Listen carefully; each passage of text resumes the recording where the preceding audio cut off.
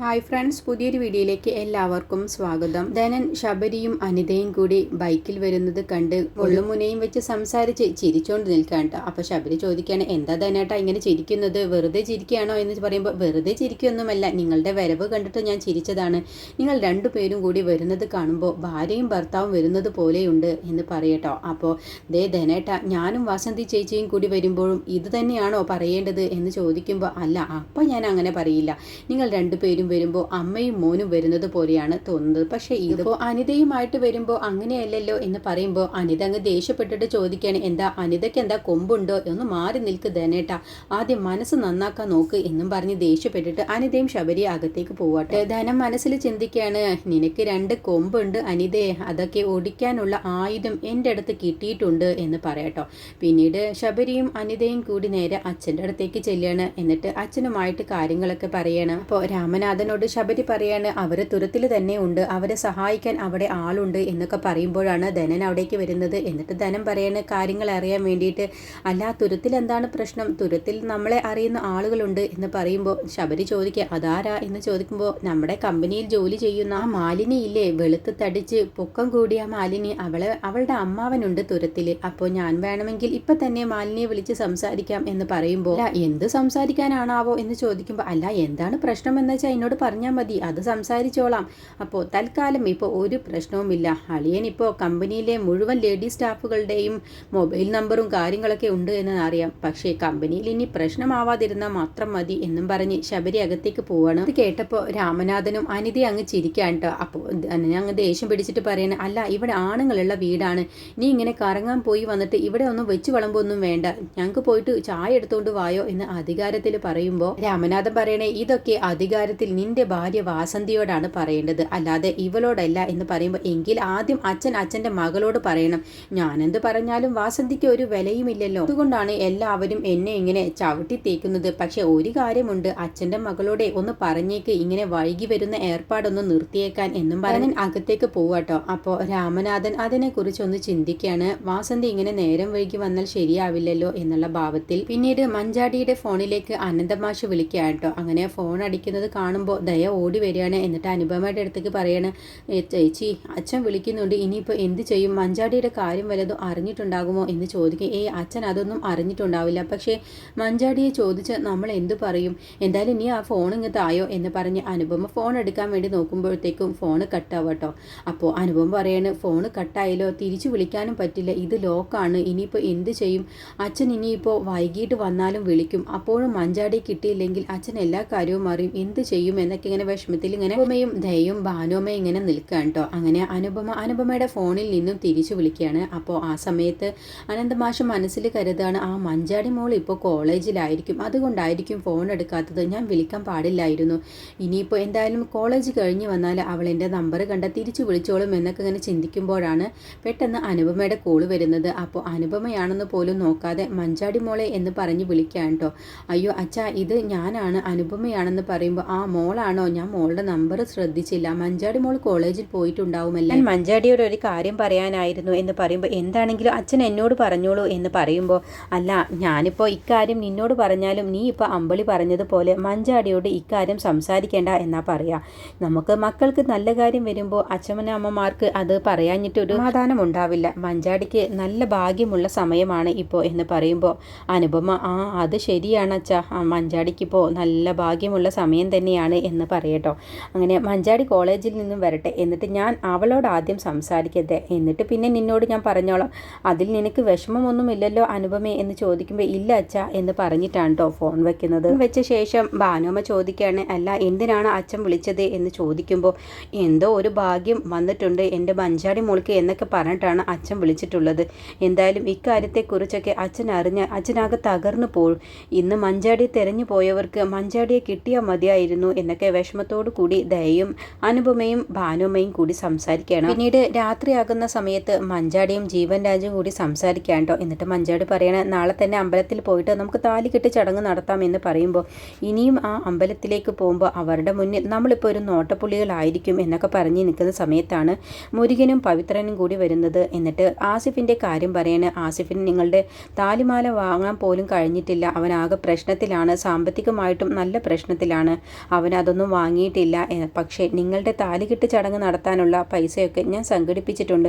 ഒരു 25,000 രൂപ ഞാൻ സംഘടിപ്പിച്ചിട്ടാണ് വന്നത് എന്നൊക്കെ മുരുകൻ പറയട്ടോ. അപ്പോൾ ജീവൻ പറയണം, ആസിഫായിരുന്നു ഞങ്ങളുടെ ബലം. ആസിഫ് ഇല്ലാതെ ഇനിയിപ്പോൾ നാളെ തന്നെ വിവാഹം നടത്തുന്നത് അത് ഞങ്ങൾക്കിപ്പോൾ ചിന്തിക്കാൻ പോലും കഴിയില്ല എന്ന് പറഞ്ഞ് ജീവനും മഞ്ചാടിയും അകത്തേക്ക് പോവാട്ടോ. എന്നിട്ട് മോനച്ചൻ ചോദിക്കുകയാണ്, അല്ല ജീവൻ്റെ വീട്ടിലേക്ക് നിങ്ങൾ പോയിരുന്നോ എന്ന് ചോദിക്കുമ്പോൾ അതിന് മഞ്ചാടിയുടെ വീട്ടുകാരവിടെ മുന്നിൽ തന്നെ ഉണ്ടായിരുന്നു, അതുകൊണ്ട് ഞങ്ങൾ അവിടേക്ക് പോയില്ല. അപ്പോൾ ഇവരെ വിടാനൊന്നും അവർ ഉദ്ദേശിച്ചിട്ടില്ല അല്ലേ എന്ന് മോനച്ചൻ ചോദിക്കുമ്പോൾ ഇല്ല, അതിനൊന്നും സാധ്യതയില്ല.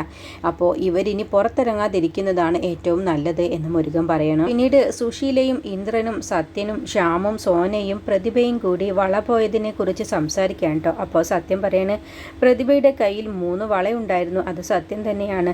അതിൽ ഒരു വള നഷ്ടപ്പെട്ടു എന്നുള്ളത് ഇപ്പോൾ സത്യമാണ്. പക്ഷേ അത് ഈ വീട്ടിൽ നിന്നും എങ്ങനെ നഷ്ടപ്പെട്ടു എന്നുള്ളതാണ്. അപ്പോൾ ഇന്ദ്രൻ പറയാണ്, പ്രതിഭ ജോലി ചെയ്യുന്ന സമയത്ത് അവൾ അറിയാതെ അവളെ കയ്യിൽ നിന്ന് ഊരിപ്പോയതാണെങ്കിലോ എന്ന് പറയുമ്പോൾ പ്രതിഭ പറയുന്നു, ഇല്ല ഇന്ദ്രേട്ട. സത്യം പ്രതിഭയോട് ദേഷ്യപ്പെട്ട് പറയണേ, ഇതെല്ലാം നിന്റെ അശ്രദ്ധ കുറവ് കൊണ്ട് തന്നെയാണ്.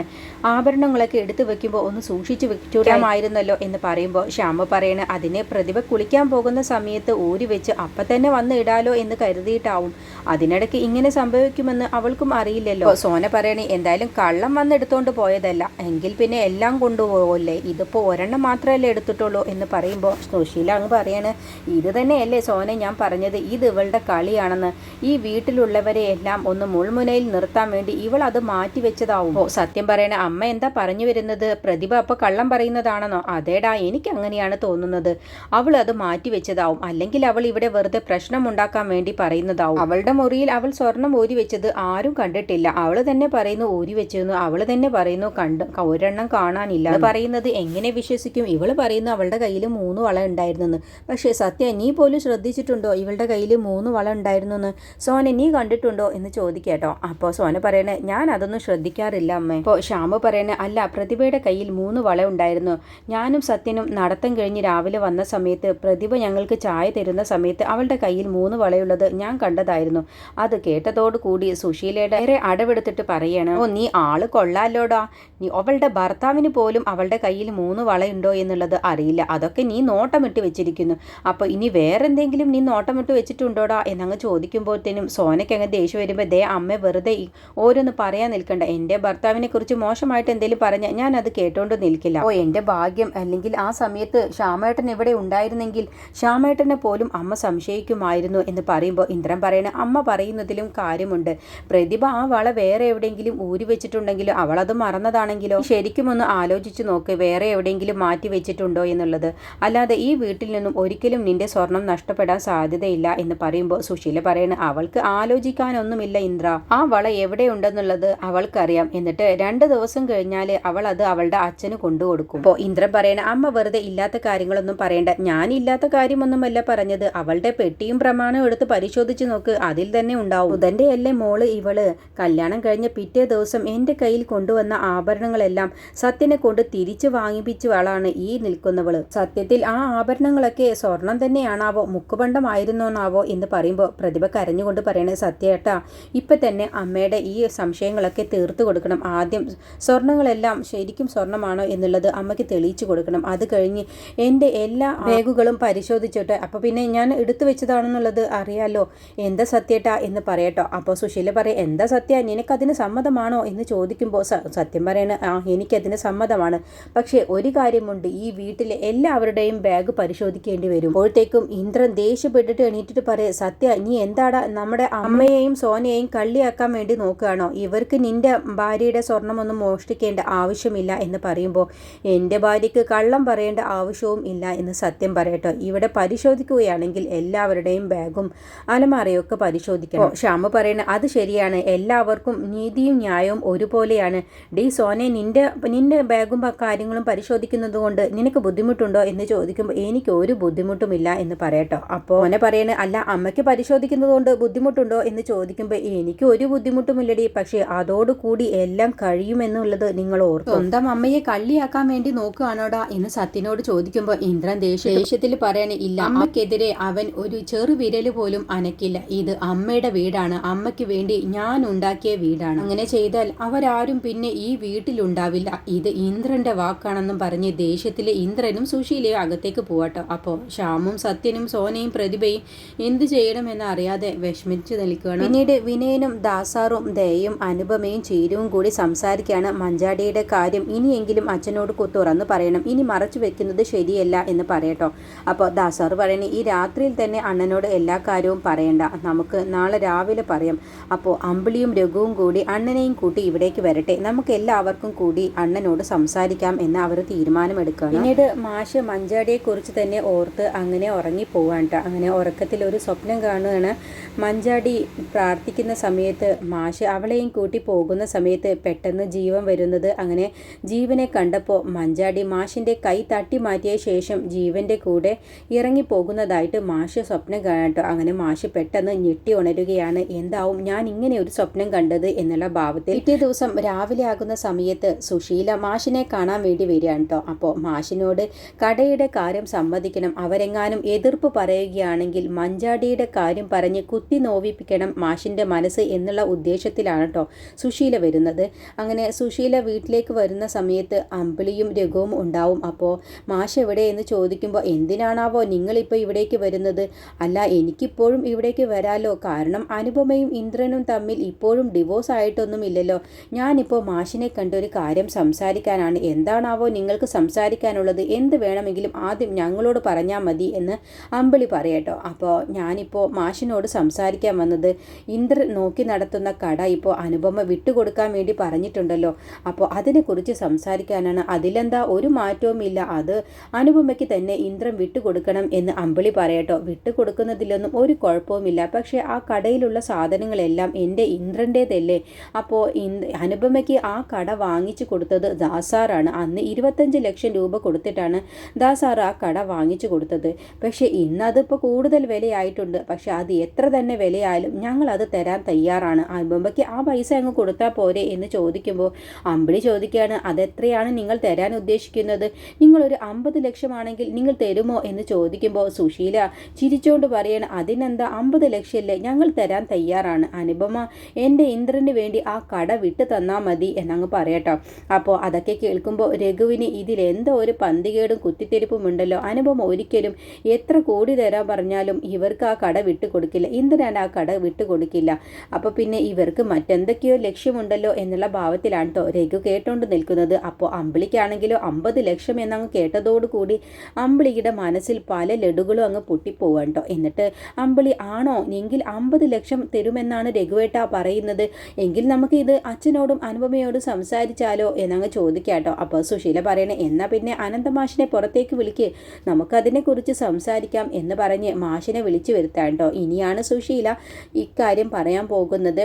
മുരുകൻ വന്ന് പറഞ്ഞ എല്ലാ സത്യങ്ങളും മഞ്ചാടിയും ജീവൻ രാജും കൂടി ഒളിച്ചോടിപ്പോയ കാര്യത്തിനെ കുറിച്ചൊക്കെ ഇനി സുശീലയ്ക്ക് അനുകൂലമായിട്ടുള്ള ഉത്തരം കിട്ടിയില്ല എന്നുണ്ടെങ്കിൽ സുശീല പറയാൻ പോകുന്നത്. സമയം ഇന്ദ്രൻ അനുപമയെ കാണാൻ വേണ്ടി അനുപമയുടെ വീട്ടിലേക്ക് ചെല്ലാൻ കേട്ടോ. എന്നിട്ട് ജീവൻ രാജു മഞ്ചാടിയെ തട്ടിക്കൊണ്ടുപോയ കാര്യം ഇന്ദ്രൻ അറിഞ്ഞിട്ടുണ്ടാവും. അങ്ങനെ ഇന്ദ്രൻ അനുപമയോട് പറയണ, നമുക്ക് എത്രയും പെട്ടെന്ന് മഞ്ചാടിയെ ജീവൻ രാജിന്റെ കയ്യിൽ നിന്നും രക്ഷപ്പെടുത്തണം എന്ന് അനുപമയോട് പറയട്ടോ. അപ്പോൾ ഇന്ദ്രന്റെ ആ കരുതലും ഒക്കെ കാണുന്ന സമയത്ത് അനുപമയ്ക്ക് ദേഷ്യം വരികയാണ് കേട്ടോ. എന്നിട്ട് അനുപമ പറയണേ, നിങ്ങളുടെ ഒരു സഹായവും വേണ്ട, പക്ഷെ ഒരു കാര്യം നിങ്ങളോട് എനിക്ക് പറയാനുണ്ട്. നിങ്ങളുടെ അമ്മ ഇക്കാര്യം അറിഞ്ഞിട്ടില്ലെങ്കിൽ ദയവ് വിചാരിച്ച് നിങ്ങളെ അമ്മയോട് ഇക്കാര്യം പറയരുത് എന്നും പറഞ്ഞ് ദേഷ്യത്തിലാണ് കേട്ടോ അനു അകത്തേക്ക് കയറിപ്പോകുന്നത്. അങ്ങനെ അനുവിന് ഇന്ദ്രനോടുള്ള കടുത്ത തീരുമാനം കാണുന്ന സമയത്ത് ഇന്ദ്രന് തന്നെ സഹിക്കാനാവാതെ ഇന്ദ്രൻ ഒരു പാവത്തിന്റെ പോലെ അവിടെ അനുപമയുടെ മറുപടി കേട്ട് നിന്നു പോവാണ്. അങ്ങനെ അനുപമ വീട്ടിൽ കയറിയ ശേഷം കതകങ്ങ് അടച്ചിടാൻ കേട്ടോ. അപ്പോൾ ഇന്ദ്രൻ ഒന്നും മിണ്ടാതെ വിഷമത്തോടു കൂടി ഇന്ദ്രൻ വീട്ടിൽ നിന്ന് പോവാണ്.